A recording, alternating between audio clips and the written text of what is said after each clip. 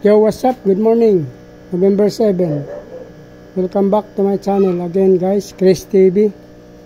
Today's video is update ko kayo, guys, na nakuha natin fry dun sa taas.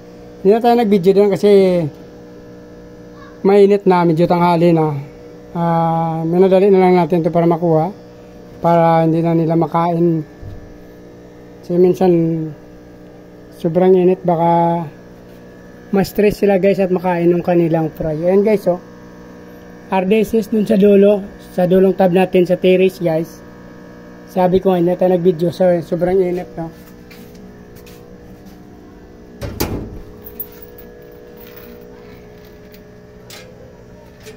Andiyan na kasi sharing araw, guys, kaya hindi na tayo nag-video dun.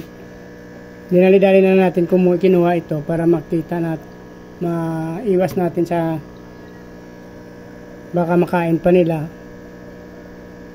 Bibilangin natin to, guys. 2, 4, 6, 8, 10. So parang 10 lang, guys. Kahapon pa siguro to, guys, kasi medyo malaki na, hindi lang natin napansin. 11.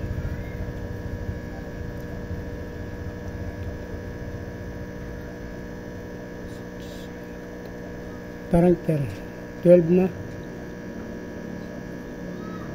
11, guys. So dito limit na lang muna natin. Sama na natin dito sa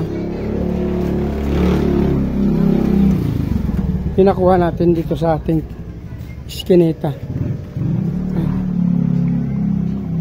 7 din. Ngayon din na nakuha, guys, kanina umaga. Diyan natin i-acclimate. Nagpe-prepare tayo dito, guys. Naganda tayo dito ng tub, breeder tub, saka breeding cage. Tatry natin mag-breed ulit ng isang danyo. Yung danyo doon na isa na galing sa Liano, medyo buntis na. Try natin ulit, guys, sa tagal-tagal na. Mga 2 months na tayo hindi nakapag-breed ng danyo. Since namatay nga yung ating mga breeder, 2 beses. Una, yung mga parents nito. Pangalawa, yung hinanda natin na breeder, mga 10 piraso yun, guys. Hindi ko napansin na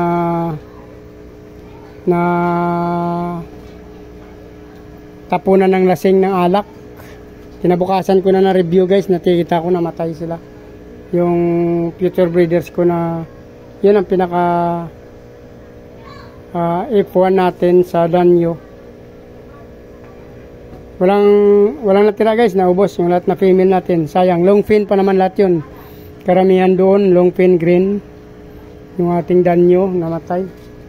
Pero okay lang yan, guys. Mayroon pa naman tayo mga long fin doon ng mga male saka female. Pero since Joby pa lang, hindi pa natin mapagkatiwalaan sa pagbibreed. Itatry natin itong galing Liano na female, since buntis na siya. Ito, guys, nakikita ko dyan. Papakita ko sa inyo, guys. Pero mamaya natin i-update ko kayo ulit. Diyan, guys, nag-iisa na siya. Tatry natin mamaya yan, guys, kung mag-succeed tayo. So, please, paki-subscribe na lang, guys. Pindutin nyo na yung subscribe button. Sama nyo na rin bell button, guys, para updated kayo sa mga ina-upload ko pang mga videos. Sa mga patuloy na nanonood ng aking videos, sa mga inyong mga suporta, sana wag kayo po magsama sa pagpanood.